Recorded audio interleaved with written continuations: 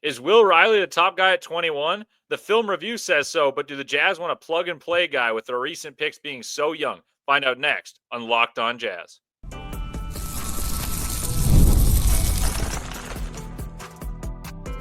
You are Locked On Jazz, your daily podcast on the Utah Jazz. Part of the Locked On Podcast Network, your team every day. Hello and welcome into Locked On Jazz. I'm Leif Thulin, excited to be back with you for the last day of my 2-week stay, filling in for David Locke on Locked On Jazz. As most of you guys know by now, I'm a Jazz lifelong fan who's credentialed NBA draft analyst for Locked On NBA Big Board, attendee of the 2 of the last 3 NBA combines, Jazz broadcast assistant and statistician, and lover of college hoops. So I'll make sure you guys know what you need to know heading into the draft about your beloved Jazz and who they could be selecting.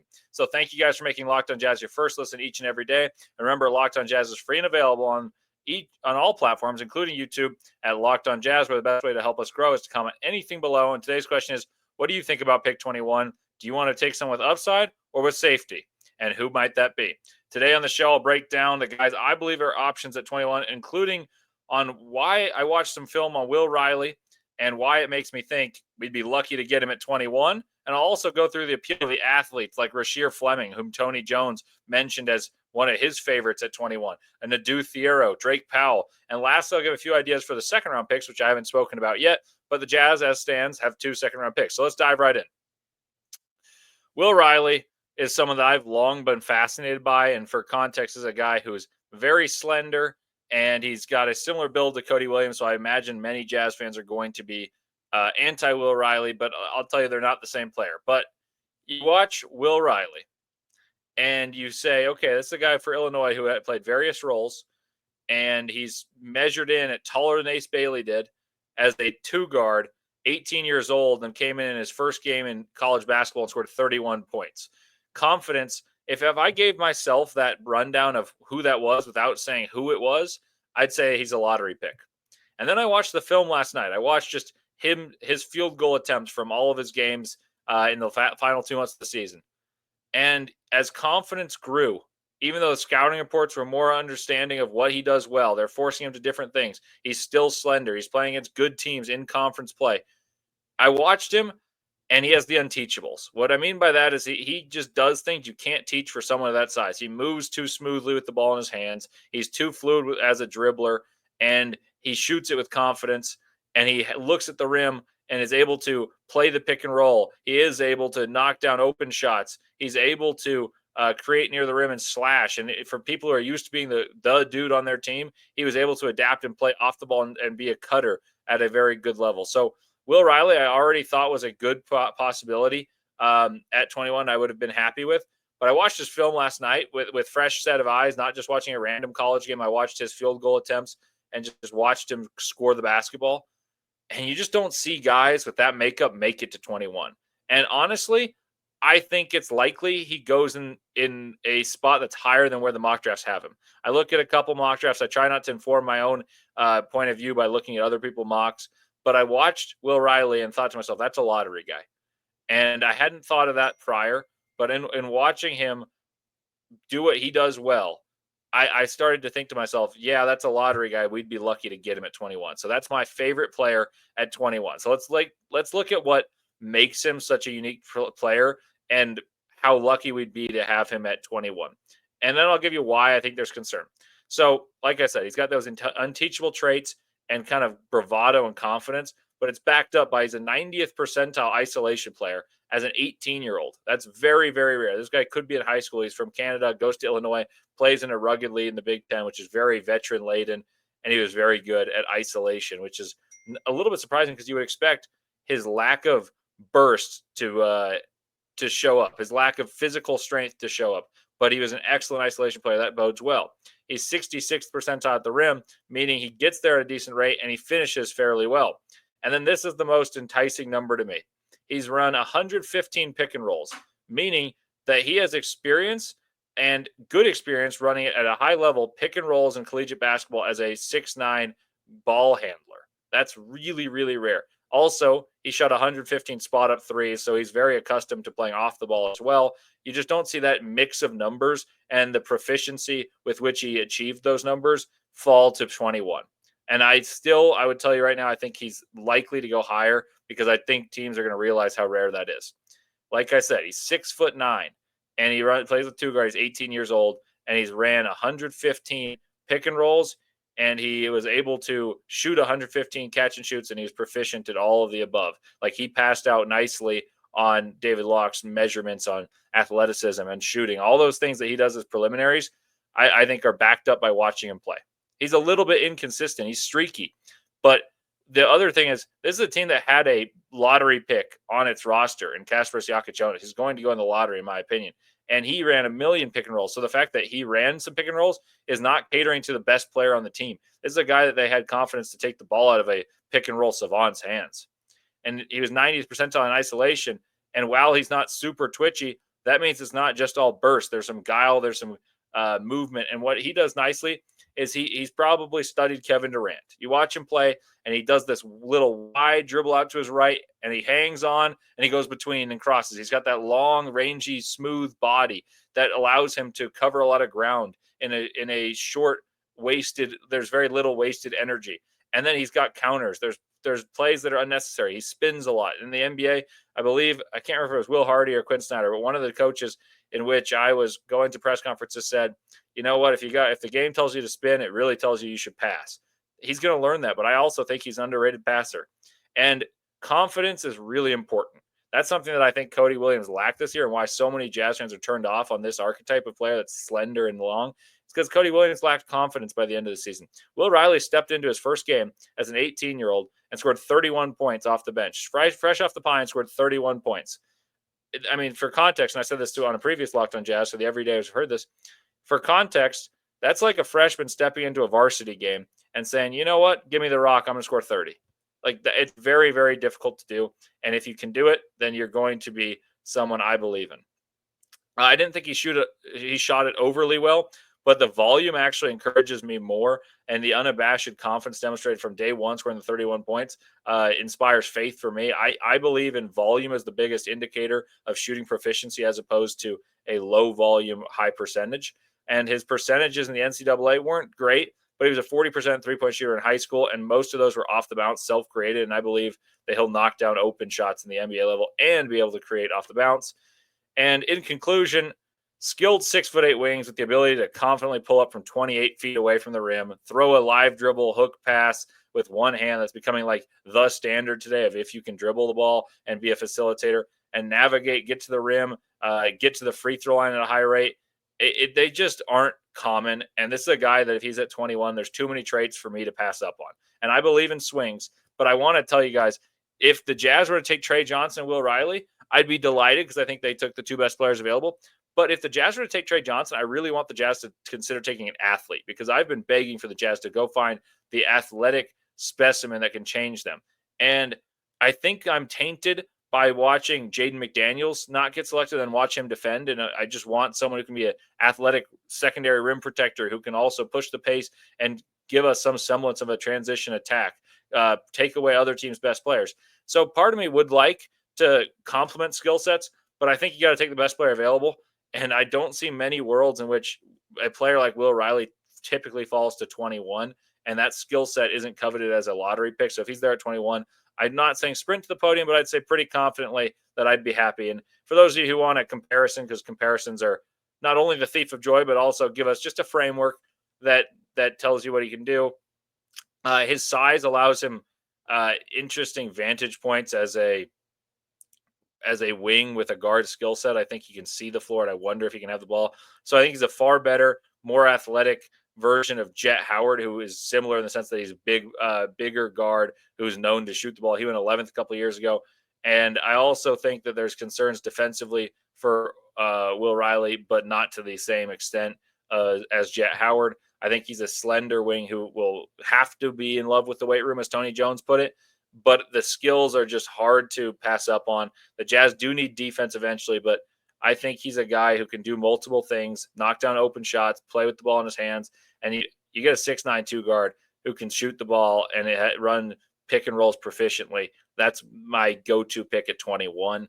I say this with the belief that if the Jazz get Trey Johnson, my still core longing is to have complementary skill sets and take an athlete, but I will never complain about taking a guy that you deem to be the best player available. And I think Will Riley's skill set is the best available at 21. So coming up next, we're going to talk about more options at 21, including the athletes. We're going to talk about some of the guys that Tony Jones mentioned and some athletes that I think would complement a guy like Trey Johnson or a guy like Ace Bailey, where you want to have players that are athletic and defensively oriented to also complement these skillful, lengthy wings that are offensively shifted. So we'll talk about that and a lot more straight ahead on Locked On Jazz.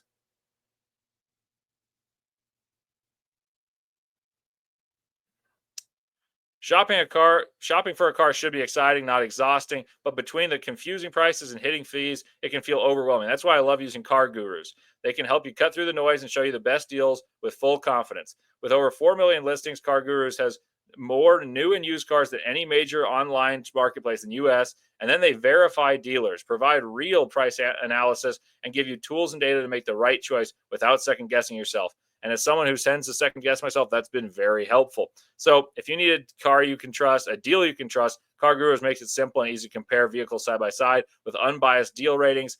And the best feature, in my opinion, is they price drop alerts. They give you these alerts that tell you that the price is the perfect car and it's the perfect price available at your budget. So there's also these in-depth vehicle details that give you peace of mind before stepping onto any lot, so you know exactly what you're getting. And it's no wonder SimilarWeb's estimated traffic data shows Car Gurus is the #1 most visited car shopping site. So buy or sell a car today with Car Gurus at cargurus.com. So go to cargurus.com to make your big deal the best deal. That's cargurus.com, cargurus.com.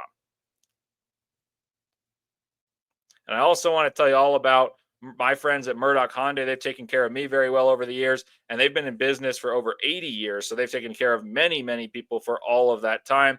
Hyundai is the best car for your money, safety features, bells and whistles, and all of their amazing cars for all of the amazing prices. They have an SUV lineup, the Kona, the Tucson, which I've driven and loved, the Santa Fe and the Palisade, which are all state of the line. And they've got all those bells and whistles and safety features that keep you safe and sound. So they also, if you're into the electric cars, which I believe in, the electric cars are top of the line and have gotten unbelievable amounts of rewards and recognition. The Ioniq 5 was named the Motor Trend SUV of the year by Motor Trend. The 6 is even better. Looks like a Porsche and just won the World Car of the Year. And there are 3 locations in Linden, Murray, and Logan. I go to the one in Murray because it's nearest me, but all of them will have up-to-date inventories and tremendous staff to take care of you guys. So make sure to go in and tell them you listen to Locked On Jazz, and they'll take great care of you.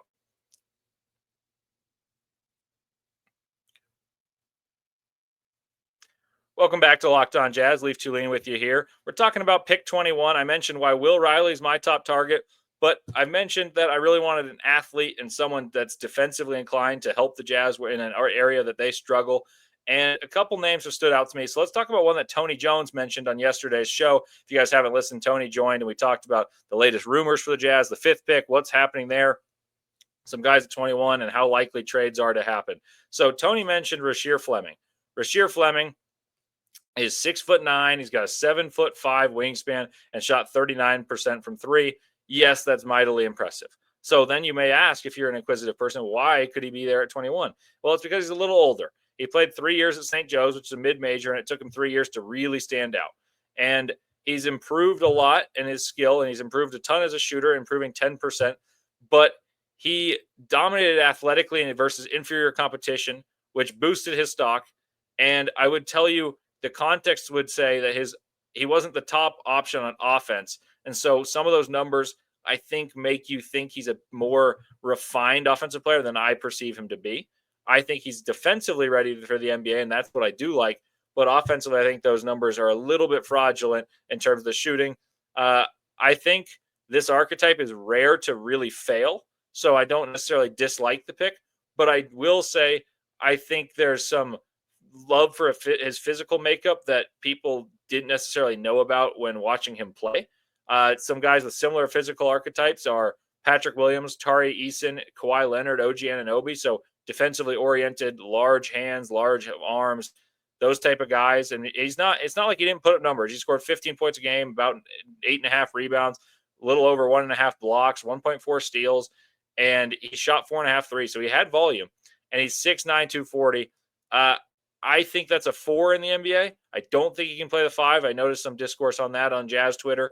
And with the improved shooting touch, I think there's a world he carves out a role, and a substantial role, but he's really got to prove he's that good of a shooter in the NBA, and not just the 29% shooter he was as a freshman and the 32% shooter he was as a sophomore. So I wonder if he's a little more of a high floor and a high ceiling guy than a high floor, I should say, because I think the floor is essentially his defense.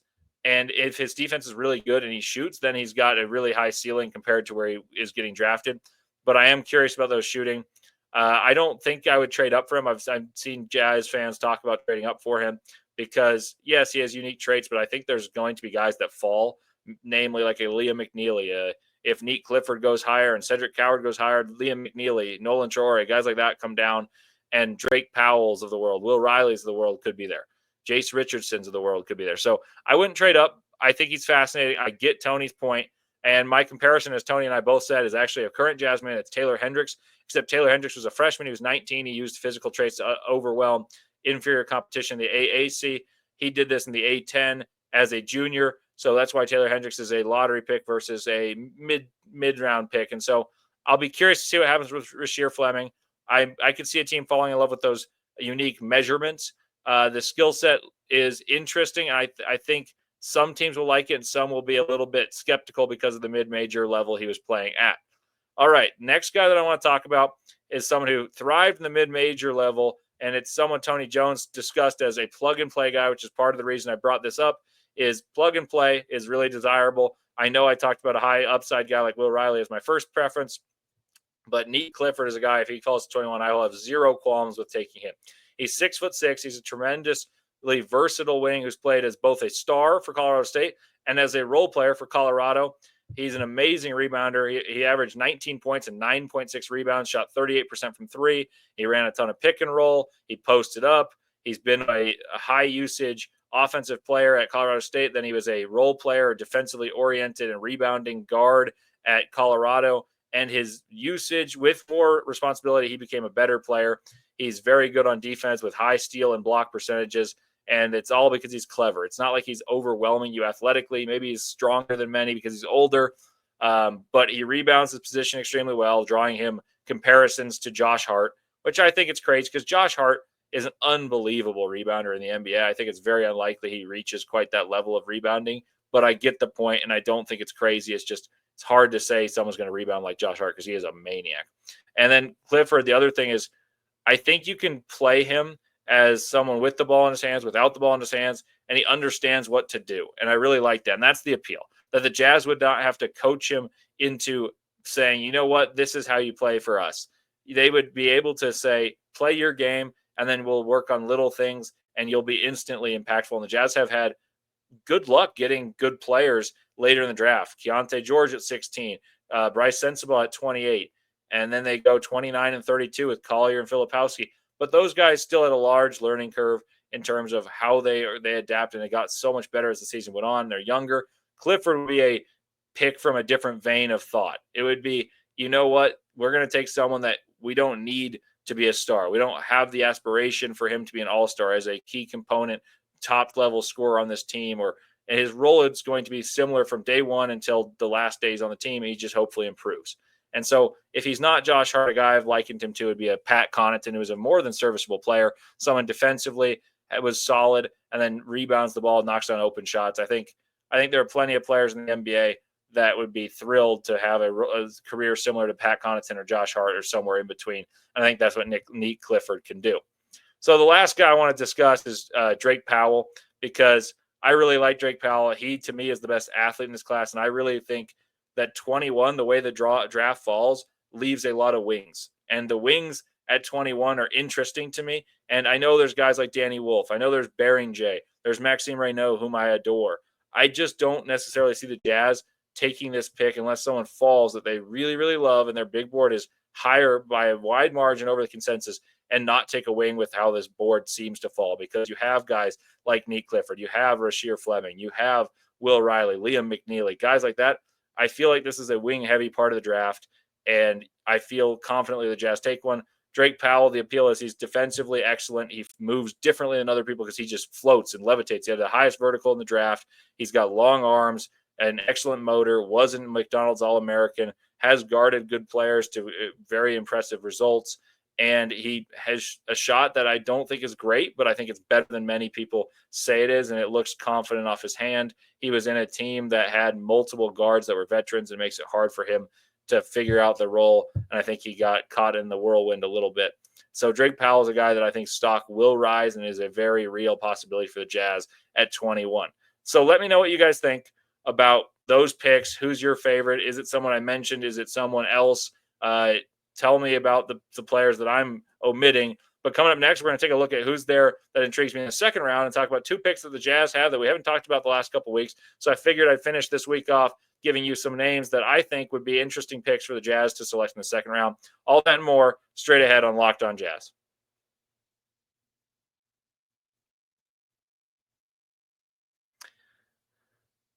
There's nothing like stepping into your own outdoor space and feeling like you've escaped into a personal oasis. If you are wanting to update your patio this season, Wayfair has made it so easy to turn it into a space that feels like yours, comfortable, stylish, and ready for summer. Wayfair has everything you need to level up on your outdoor space: conversation sets, outdoor bars, fire pits, hot tubs, gazebos, and yes, even the perfect string lights to set the vibe. It's like giving your backyard that resort feel without the resort price tag. And the best part, delivery was fast, free, and totally hassle-free, even for the larger items. I got chairs from Wayfair, and I was like, man, they're carrying these things. And yet, true to their word, as you'd expect, hassle-free and free and a fast delivery. They maintained all of those and even took it beyond. And now, whether I'm hosting friends or just unwinding with a book, it genuinely feels like my own private retreat. So don't wait. Make your outdoor space your dream oasis today with Wayfair, and it'll be something you enjoy all season long. I enjoy it each and every day. Head to wayfair.com right now to shop a huge outdoor selection. That's WAYFAIR.com. Wayfair, every style, every home.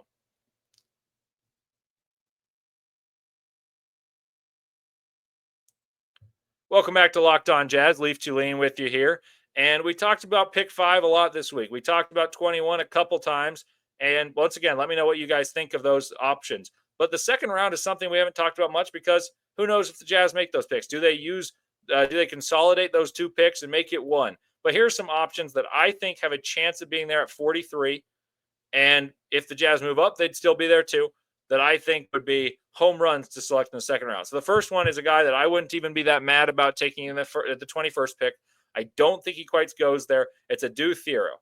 Adou Thiero is a guy who played at Kentucky under John Calipari for a couple of years, was little used, tremendous athlete, hard worker, rebounder, defensively oriented player. Then he goes to Arkansas, and they had a logjam of talent: Boogie Fland, Wagner, Brazil, all these guys, and yet Thiero was the hard worker who became the best player. They had a projected All-American, John L. Davis, too, who played a similar position. Yet the guy who stood out to me was Adou Thiero because of his tenacity on the glass, defensive versatility, and just stick it down your throat, run to the rim, attack the rack, vicious athleticism, plenty of dunks, got to the free throw line 20-plus times in a few games. And I think defensively in the NBA, he's going to be great. He's going to be versatile. Offensively, concern being his shot. But I've seen him likened to even the Thompson twins, and though I think that's a little overzealous, I see the idea. He's able to touch the paint so frequently and is unselfish that's the idea. And at 21, I wouldn't mind it. At 43, I'd be elated to get Adou Thiero. I'd even consider moving up to get him and coupling those two picks. So that's my first option, Adou Thiero. Now, one that's a very, very successful collegiate player, I think has been underrated and not spoken about enough as a NBA draft pick for the last 3 seasons, but also as a college basketball player. That's Kam Jones from Marquette. Marquette had Tyler Kolek and Oso Ighodaro, who are excellent passers, running the show for the past 2 seasons before this one, and yet their leading scorer, no one talked about it, was Kam Jones, a smooth shooting lefty who, once he touches the paint, has this beautiful scoop shot or floater, and he's also a dead-eye shooter when he's left open. This year, he was the point guard. He did not have much help. I think should have been an All-American. I think was the best guard in all of college basketball and was snubbed, but his team did not provide much help. And yet Marquette, for many of the weeks in the season, were a top 10 team due almost single-handedly to Kam Jones's scoring expertise. And I just think that a player that is that smooth, that able to score and do it with athleticism or with guile and play multiple roles throughout his career, I think that's a guy who's bound to succeed. So that's another guy that stands out to me. Another one that I have watched less of, but I know a ton about and many people really love is Hansen Yang. James Barlow on Locked On NBA Big Board has been a Hansen Yang believer forever. He played in the combine, and many people, maybe it's the lazy thing or the common thing to do now. They say any big who can pass isn't particularly athletic as compared to Nikola Jokic. I'm not saying this guy can be Nikola Jokic, but I will say if a player in the second round becomes an all-star as a post, I believe it would be Hansen Yang because he is big, he's skillful, he passes well, he's nimble, even if he's not super quick and super athletic. I just think that he's got a rare blend of skills that typically are not talked about as second round skills. They're typically talked about as lottery skills. And so if he's there at 43, like many mocks have him, I'd say that's something to certainly consider. One more guy that is of the athletic mold, and this is a guy that I've been high on for a long time for a pretty strange reason. His name is Micah Peavy. He played at Georgetown this past year, and Micah Peavy is a tremendous athlete. He played at TCU in the years prior to that. And Micah Peavy was a lockdown defender. He was known as one of the better defenders, and he constantly had scouts looking at him, even though he was a poor shooter for those years at TCU. But what stood out to me is I watched TCU just out of coincidence 2 straight years at March Madness. So I saw him 4 times in a short period of time. And every time I watched him, I said, man, that guy plays so hard. And everything he's doing is unselfish. He rotates on defense. He gets in passing lanes. He shoots only the open shots. He tries to get offensive rebound. He does all those things right. And yeah, you want players like that in college basketball. You want those players in the NBA, but they need to have skills that differentiate them. So the reason I fell in love with Micah Peavy is I was sitting in the 3rd round of Denver, Colorado. I was at Ball Arena watching TCU and Gonzaga. And I had taken TCU in my bracket. My friend and I were watching, and we were like, man, Drew Timmy's killing these backup bigs. I think they should put Micah Peavy in the game because both my friend and I are obsessed with college basketball. So we started chanting, bring in Peavy, and we'd start screaming it. And then we came in, and they went on a big run, and he was guarding Timmy. So we were screaming, put him on Timmy, all this stuff. And all of a sudden, they go on this big run. He gets taken out of the game, and Timmy scores a couple in a row, and they go on a game-changing run and win the basketball game.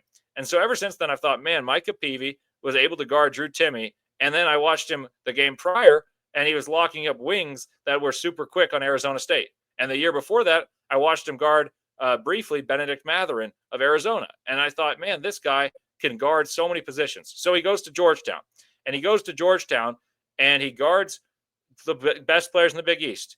And he scores 17 points a game when his skill set was very little offense at TCU. He scores 17 points a game and shoots nearly 40% from three. And I think people forgot about how great of a defender he is, how tenacious he is on the glass.